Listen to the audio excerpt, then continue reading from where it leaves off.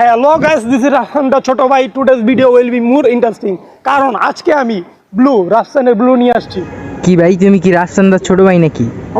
Of sorry, আমি তো Rafsan the ছোট ভাই না, আমি তো hello guys, this is Mamun the ছোট ভাই। তো আজকের ভিডিওটা হবে রাফসানের এই ব্লু নিয়ে।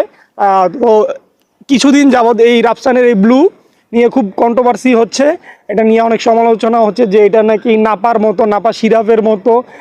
তো এবং এটার বোতলের যে ক্যাপটা আছে এটা নাকি অনেক শক্ত, খোলা যায় না।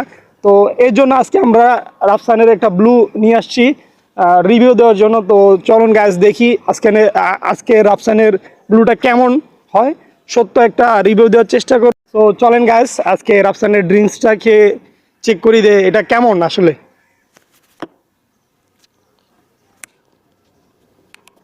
ভাই এটা তো ইজিলি খোলা যাইতেছে।